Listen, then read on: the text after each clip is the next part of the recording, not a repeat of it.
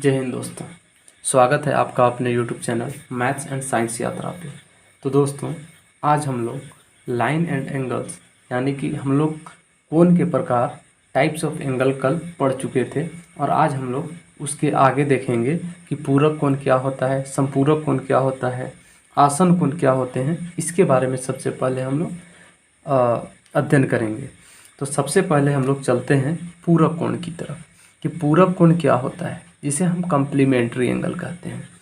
ध्यान से समझें कि यदि दो कोणों का योग एक समकोण के बराबर हो तो ऐसे कोण पूरक कोण कहलाते हैं।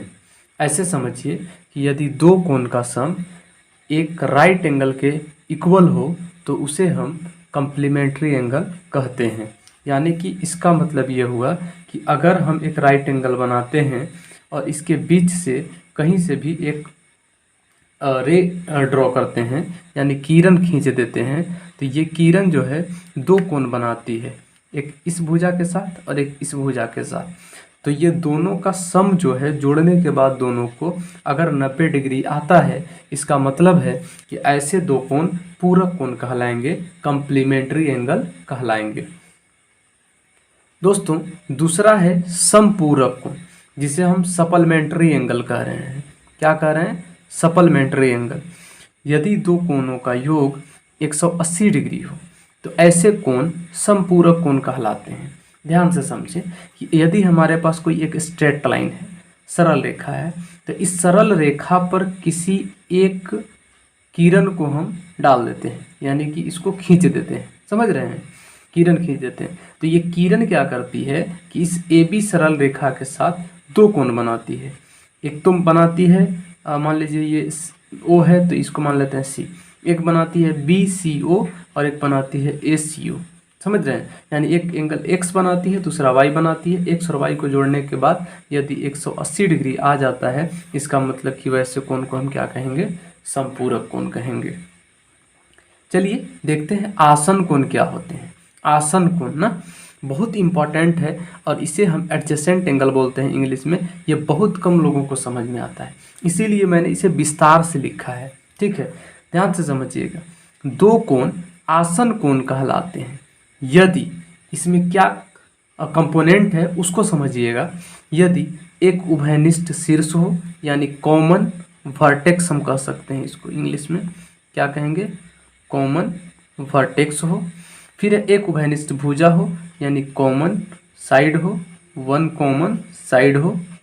ठीक है, और वे भुजाएं जो उभयनिष्ठ नहीं हैं, उभयनिष्ठ भुजा के विपरीत स्थित हो।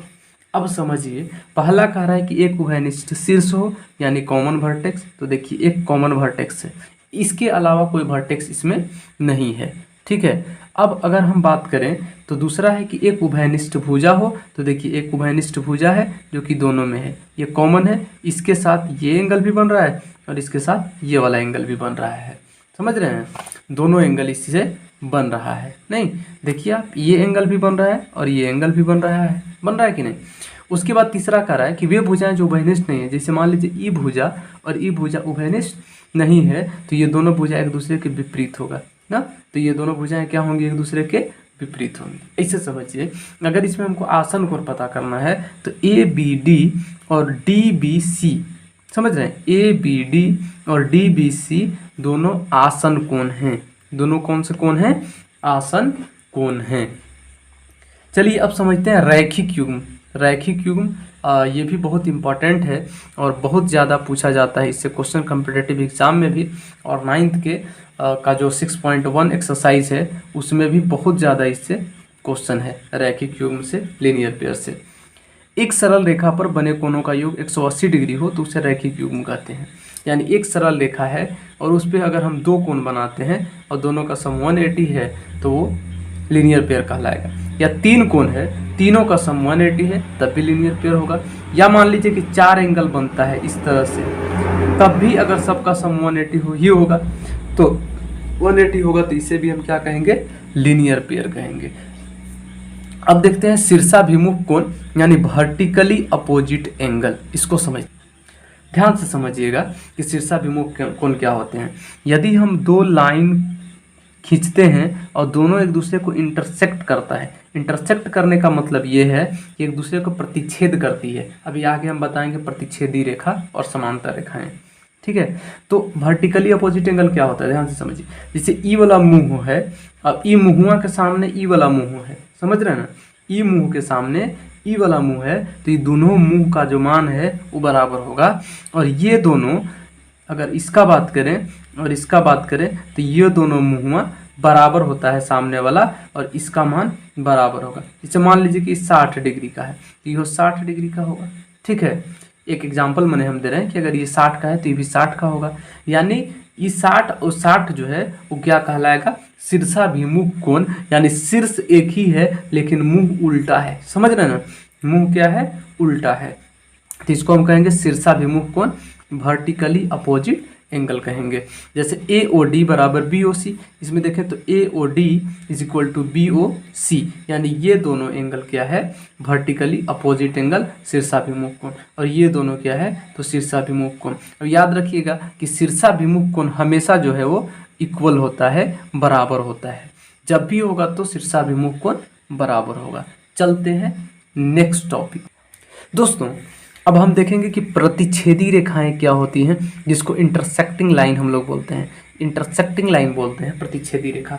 याद रखिए कि दो रेखाएं यदि किसी एक बिंदु पर मिलती हैं तो वे प्रतिच्छेदी रेखाएं कहलाती हैं। देखिए ये दो लाइन है और ये दोनों लाइन मिल रहा है ओ पॉइंट पे, तो इस दोनों लाइन को हम क्या कहेंगे, प्रतिच्छेदी रेखा।